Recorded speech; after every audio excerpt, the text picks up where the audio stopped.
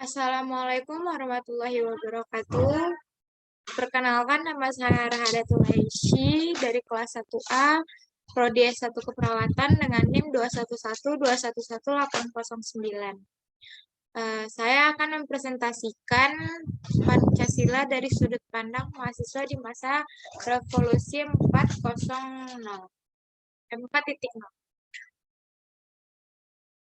Pendahuluan. Revolusi merupakan sebuah perubahan paradigma mengenai sistem perekonomian. Revolusi pertama kali dalam catatan sejarah terjadi di tanah Inggris yang lebih dikenal dengan Revolusi Industri 1.0 yang terjadi antara 1800 sampai 1900-an. Revolusi Industri 2.0 merupakan kelanjutan yang tidak terpisahkan dari Revolusi Industri 1.0 yang terjadi di Inggris. Revolusi ini berbasis pada pengetahuan dan teknologi yang terjadi di sekitaran tahun 1900 sampai 1960.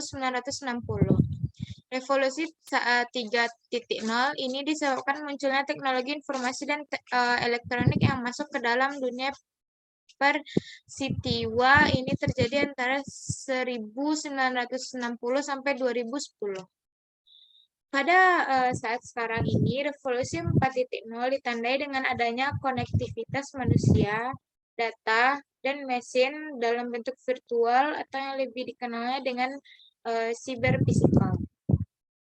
Potensi Pancasila kehilangan eksistensi sebagai ideologi di gelombang Revolusi Industri 4.0 bisa saja terjadi apabila pemerintah selaku penyelenggara negara dan masyarakat pada umumnya tidak bekerja sama untuk saling menumbuhkan kesadaran mengenai pentingnya nilai-nilai Pancasila bagi kehidupan bersama di masa yang akan datang.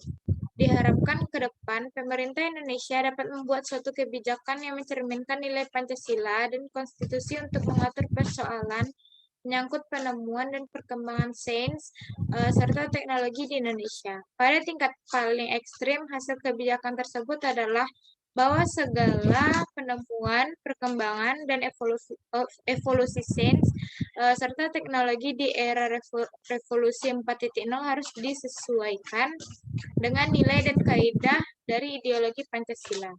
Peristiwa Revolusi 2.0 sampai Revolusi 3.0 sudah dilalui oleh ideologi Pancasila dengan benar dan tepat. Sehingga tantangan yang dihadapi pada masa revolusi selanjutnya harus dijalankan oleh Indonesia melalui ideologi Pancasila yang benar dan tepat. Juga agar ideologi negara Republik Indonesia tetap eksis di bumi pertiwi maupun di bumi Nusantara ini. Pancasila dianggap sebagai lead star atau bintang penunjuk di jalan. Sehingga perlunya sebuah kajian secara teoritis dan menghadapi tantangan dan bagaimana cara penguatan ideologi Pancasila dalam menghadapi era Revolusi Industri 4.0. Revolusi Industri 4.0, sejarah revolusi dimulai dari 1.0, 2.0, 3.0, hingga 4.0. Fase merupakan real change dari perubahan yang ada. 1.0 ditandai dengan mekanisasi produksi untuk menunjang efektivitas dan efisiensi aktivitas manusia. 2.0 dicirikan oleh produksi massal dan standarisasi mutu. 3.0 ditandai dengan penyusuan massal dan fleksibilitas manufaktur berbasis otomasi dan robot. 4.0 selanjutnya hadir menggantikan 3.0 yang ditandai dengan siberfisik dan kolaborasi manufaktur. Istilah 4.0 berasal dari sebuah proyek yang diprakarsai oleh pemerintah Jerman untuk mempromosikan komputerisasi manufaktur. Emmanuel Dimitrios Hatzakis dalam artikelnya yang berjudul The Fourth Industrial Revolution menyatakan bahwa salah satu ciri dari era revolusi industri keempat adalah semakin banyak perkembangan teknologi dan kehidupan kita. Fenomena ini sekarang sudah semakin terlihat dalam kehidupan kita sehari-hari. Memang kita berbicara konsep revolusi industri, maka konteks yang digunakan adalah konteks industri, mencakup produksi, bisnis, pasar, dan lainnya. Tapi dalam tulisan ini, saya ingin membawa konsep revolusi industri tersebut ke dalam konteks kehidupan bermasyarakat. Karena sebenarnya masyarakat juga merupakan elemen dari industri kehidupan. Ada 4 desain prinsip 4.0. Yang pertama, interkoneksi atau sambungan, yaitu kemampuan mesin, perangkat, sensor, dan orang untuk terhubung dalam komunikasi satu sama lain melalui Internet of Things atau Internet of People. Prinsip ini membutuhkan kolaborasi, keamanan, standar. Yang kedua, transparansi.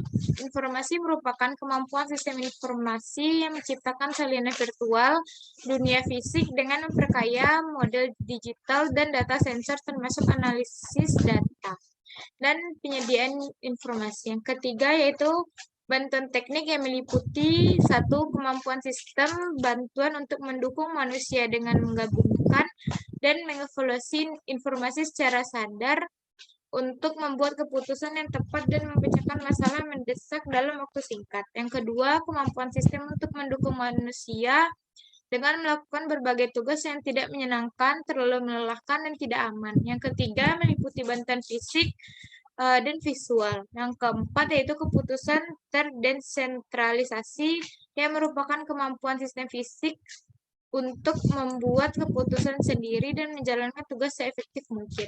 Secara sederhana, prinsip 4.0 menyederhanakan tantangan yaitu satu, kesiapan, dua, ketenaga terpercaya, yang ketiga, kemudahan pengatur sosial budaya, dan yang keempat, diversifikasi dan penciptaan lapangan kerja.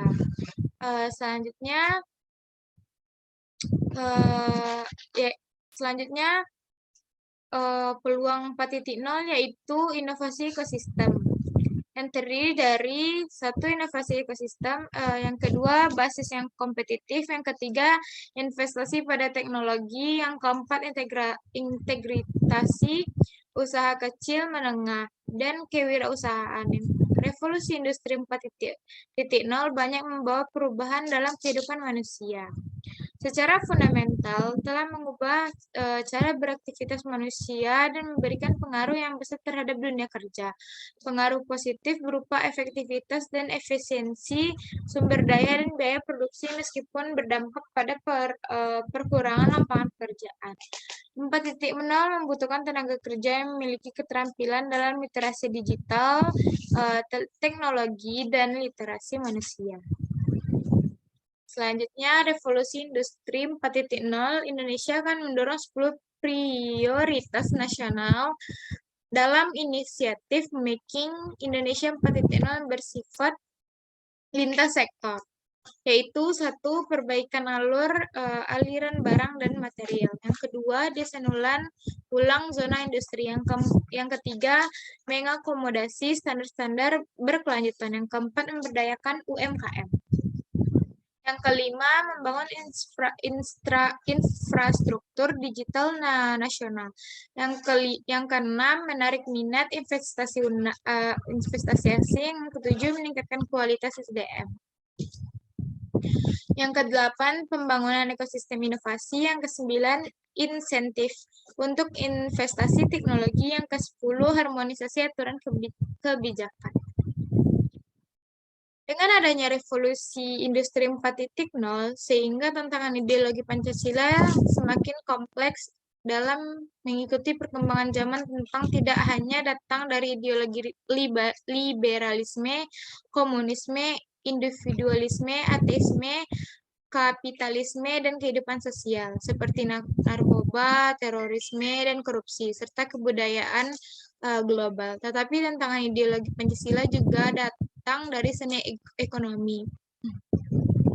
Sedikit kita telisik berkaitan pelanggaran terhadap sila-sila Pancasila. Pada sila pertama, ketuhanan yang Maha Esa, masih adanya gerakan radikal kelompok tertentu yang mengatasnamakan agama, merusak tempat ibadah dan fanatisme dan sifatnya anarkis.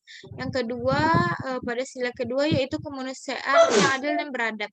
Masih banyaknya kasus human trafficking, memperkerjakan anak di bawah umur, dan keadilan dalam bidang ekonomi, parsialitas dalam marginalisasi, status sosial ekonomi masyarakat.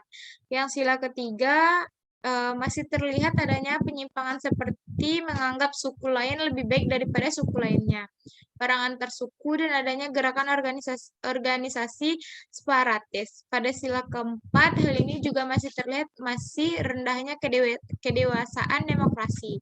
Di antaranya adalah politik primordial, politik isu putra daerah, dan pada sila kelima masih terlihat nyata disparitas pendapatan sosial ekonomi masyarakat ke bawah. Masih rendahnya akses stabilitas permodalan dan pengangguran serta kemiskinan. Pergeseran nilai-nilai Pancasila tidak hanya dipandang dari perubahan sosial politik, tetapi juga pergeseran Pancasila juga bisa disebabkan oleh faktor ekonomi yang semakin maju melalui sebuah revolusi. Revolusi yang sudah berlalu seperti revolusi industri 2.3 dan 2.0 dan 3.0 sudah dilalui oleh ideologi Pancasila sekarang. Ideologi Pancasila menghadapi tantangan baru yaitu revolusi industri 4.0.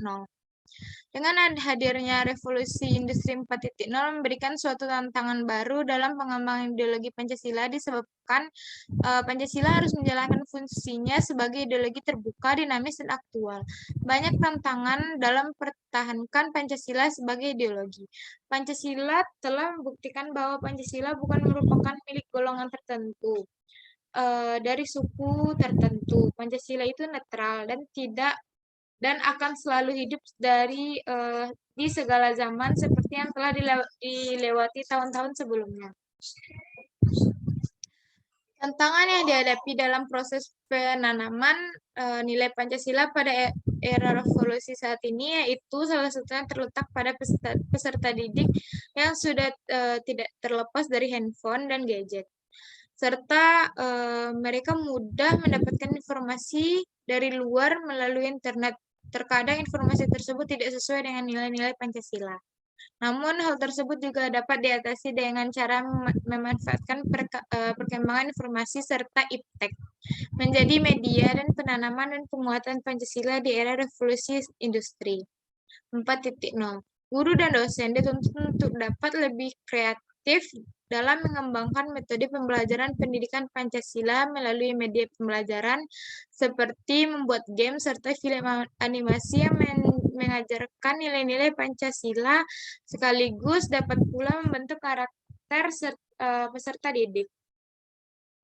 Selanjutnya, mahasiswa dalam kiprahnya menjadi instrumen penting dalam mengamalkan Tridharma perguruan tinggi, yaitu sebagai pendidik dan pengajar, peneliti dan pengembangan, serta pengabdi masyarakat.